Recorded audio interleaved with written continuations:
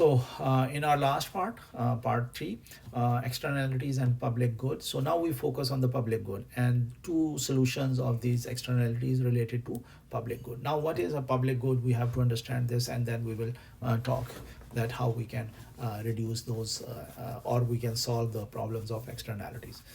The presence of externalities means market often fail to provide the socially optimal quantities, instead resulting in either too much or too little of that product. So now examine specific externality problem that arise because a product is non-excludable. Non-excludable means that we cannot stop others from the use of that. We cannot exclude others, which that's why we call it as non-excludable. So we will discuss in detail here.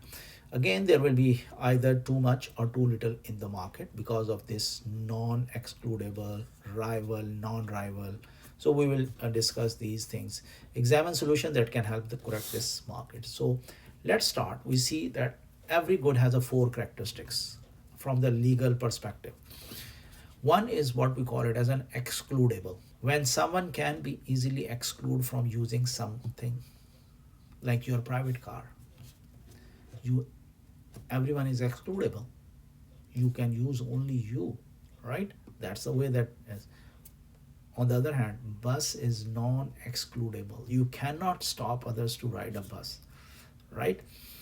So this is one of the definition. The second one is called as a rival and non-rival, right? So what is rival? When you use of something comes at someone else's expense, that is what we call it as a rival. Like if there are two things and you buy a one or you buy the both, it means that the other one is not gonna get it. So it means that you are both are rivals to get the product. So if you buy a cupcake, then there is one less cupcake available to for you to buy and enjoy. So non-rivals, when one person use does not subtract from another's. Just because I am watching something on TV doesn't mean you cannot also watch that some show on the TV. So that's what we call as a non-rival. Now we again using these four characteristics: rival, non-rival, excludable, non-excludable. So these are, keep in mind these four words: rival, non-rival, excludable, non-excludable. And when we combine these characteristics, these four characteristics in a different compositions, so we get it the different definitions of the good. Now when it is rival and is excludable, you see here rival, because this row is rival, this row is non-rival, this column is excludable, and this column is non-excludable. So on this corner what we get is rival and excludable, then we call it as a private good. So if a good is rival and excludable, we call it as a private good. If the good is non-rival and but excludable, we call it as a club good. Club goods, like an internet, cable TV, satellite radio. So these are all club goods. You cannot listen Sirius XM until unless you become the member. So we exclude others, right? It's a non-rival, because if 100 people listen or 1,000 people listen, it doesn't affect. But we can exclude others. You have to pay a fee, otherwise you are excluded.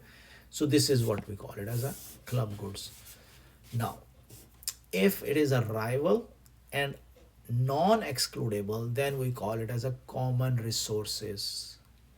Fish in an ocean is a common resource. National parks to some extent is a common resource. National highway, because anyone can use that highways or motorways, common resource.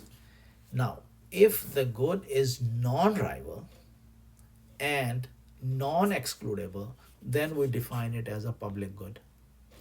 So it's very interesting here to understand, and it's important. Like if it is rival and excludable, it's a private good. If it is non-rival, it is excludable, it's a club goods. If it is rival and non-excludable, then it is a common resource. And if it is non-rival and non-excludable, then it is a public good. Now, whenever you cannot exclude non-pairs from using a good, so there will be an externality, and the externality is called as a free rider, right? Why should the type of externality and thus the market results of either too much or too little depends on whether the good is non-rival or a rival. So if it is a non-rival and non-excludable public good, the externality issue stems from the presence of free rider. As I mentioned, free riders. Too little of a public good is produced by the market. If we leave into the left the market to decide, then the too little goods going to produce in that particular market in which the products are non-rival and non-excludable. It's a public goods. If it is a rival and non-excludable common resource, the problem arises. That's what we call it as an externality, is called as a tragedy of commons, and we will discuss in this term from where it comes. So people use too much of the common resource, like a fish. If you are do too much fishing, so what is going to happen? This fish stock go down, and everyone is facing this problem because of too much.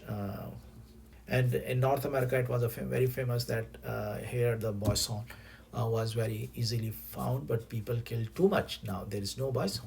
So free rider problem, when someone very little in the very far flung areas, not in the very in a very large quantity, which was in the past. So free rider problem, when someone can enjoy the benefits of a good without bearing the cost. Free rider don't pay for the benefit they receive because the good is non-excludable. So free riders are bystanders enjoying positive externalities. The market ignores the bystanders, so market does not account for all the benefits accruing to all members of the society. So the result is that the market underproduces or may entirely fail to provide the goods. So free riders viewpoint, why would I pay for something that I can enjoy for free? The problem, if no one will pay for the good, no business is going to produce that good. So result is underproduction or no production. Free rider problem. Now, how we can solve this problem? There is a solution: government support for public goods, and that's the reason all over the world, in all countries, everywhere, public goods are provided by the governments, not by the private sector. So that's the free riders prevent businesses from effectively getting the all people who enjoy the goods to pay for that good, and the private sector will not provide public goods. So solution: the government can help provide public goods. So government can directly provide the public goods using tax money, like a military, public parks, public education, and all these things are called as a public goods. So government can purchase public goods from businesses. For example, like they purchase these COVID-19 vaccines from the manufacturers like a Pfizer or Johnson and Johnson and other companies, and they provide free to the public because it's a public good. Then the next problem what we discussed as an externality is the tragedy of commons. Now tragedy of commons is a rival product. Like if someone used, less will be left for the others. So this is the way that it works. So common resource, a good that is rival and also non-excludable, but you cannot exclude the others.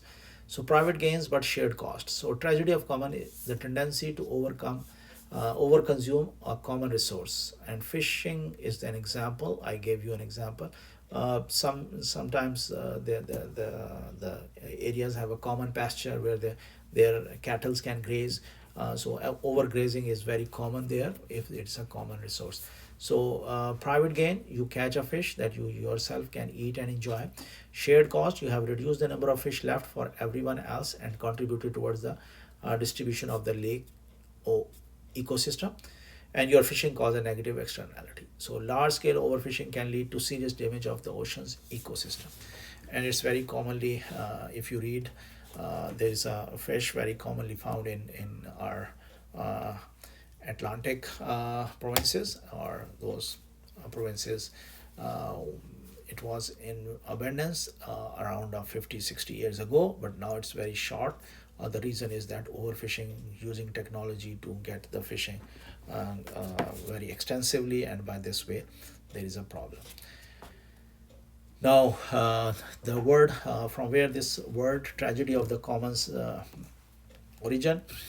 The name tragedy of commons dates back to when most towns have a central grassy area called the commons. Shepherds would bring their sheep to graze the free grass in the field. Since it cost the shepherds nothing, each one grazed their flocks on the common too often, resulting in a dead, overgrazed fields. So the overconsumed a common resource. Everyone would have been better off if they had agreed to limit a consumption of the common resources. Now, what is the solution for this tragedy of commons? Is that people do not pay the full social cost of their actions. So when using common resources, the common resources will be overused.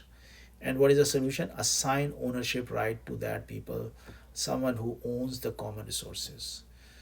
The owner has an incentive to ensure it is not overused so they can continue to profit from it every year. So the cost and the benefit of grazing on the common becomes the owner's cost and benefit. I've just finished this with an example. Like in Zambia, it's a country in Africa. Uh, these trees were owned by the governments, or we can't say that it's a government owned all the trees in the country. So it's very common that people cut the tree and burn it as a fuel to cook their meals or heat their homes. So by this way, the whole country is become a desert because everyone is cutting the trees. And so a very smart guy advised the government that allow give the property rights or the right of those trees to the owners of the land. Like if so, that's why very strange and weird that in olden days they don't have a right on the trees, but they have a right of a land. So but now they allowed that the trees is yours if land is yours. So by this way, what is going to happen? The people start taking care of the trees because they know that if they grow and they can generate profit out of it, or they can get a benefit out of it. So by this way, the Zambia getting greener and greener. So just changing the ownership right is going to change the whole scenario. So this is just an example to discuss this ownership. So this is all what I want to discuss with you, externalities. I hope you enjoyed it. Have a good day. Bye.